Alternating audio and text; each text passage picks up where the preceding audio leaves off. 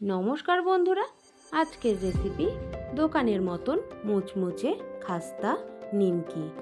তো ভিডিওটি স্কিপ না করে পুরোপুরি দেখার অনুরোধ রইল। এখানে আমি 2 বাটি ময়দা নিয়ে নিচ্ছি। এখন দিয়ে দেব পরিমাণ মতন নুন আর হাফ টিস্পুন আমি কালো জিরে দিয়ে দিচ্ছি। হাফ টিস্পুন আমি জোয়ান নিয়ে নিয়েছি। জোয়ানটা একটু হাতে ঘষে আমি দিয়ে দেব। হাতে ঘষে দিলে জোয়ানের যে ফ্লেভারটা রয়েছে সেটা কিন্তু ভালোভাবে ময়দার সঙ্গে মিশে যাবে। এখন 4 চামচ সাদা তেল আমি অ্যাড করে দিলাম। হাত দিয়ে ভালোভাবে সমস্ত উপকরণ আমি কিন্তু ভালোভাবে মিশিয়ে নেব। তো আমার মেশানো হয়ে গেছে।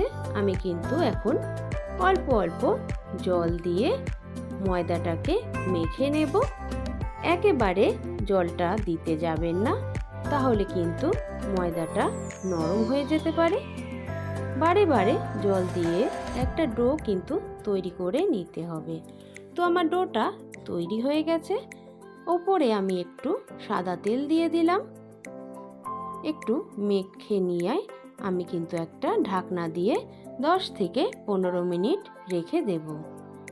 তো আমার 10 থেকে 15 মিনিট হয়ে গেছে। আমি ঢাকনাটা খুলে নিলাম। এখন আবারও কিন্তু আমি একটু হাত দিয়ে মেখে নেব আর লেচি কেটে নেব। তো আমার 4টে লেচি হয়ে গেছে। এখন আমি কিন্তু একটু ময়দা দিয়ে ভালোভাবে রুটির মতন তৈরি করে নেব। তো বন্ধুরা, ঘরোয়া সমস্ত উপকরণ দিয়েই কিন্তু আপনারা এই মুচমুচে খাস্তা নিমকিটি তৈরি করে নিতে পারবেন। তো আমার বেলা কিন্তু হয়ে গেছে।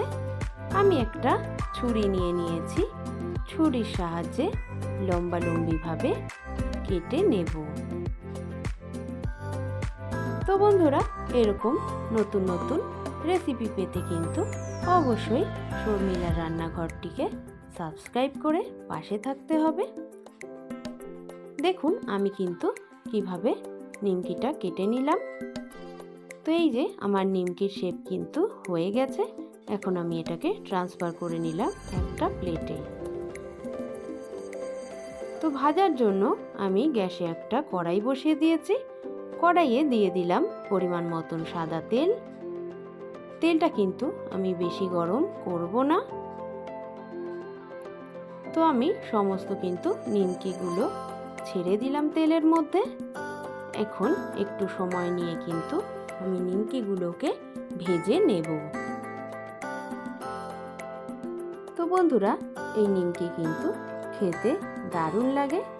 তো বাড়িতে অবশ্যই একবার এইভাবে বানিয়ে দেখবেন। তো বন্ধুরা, আমার কিন্তু ভাজা হয়ে গেছে। এখন আমি তুলে নেব। তো একইভাবে কিন্তু আমি আরও যে নিমকিগুলো ছিল সেগুলো দিয়ে দিলাম। একইভাবে আমি এগুলোকেও কিন্তু ভেজে নেব।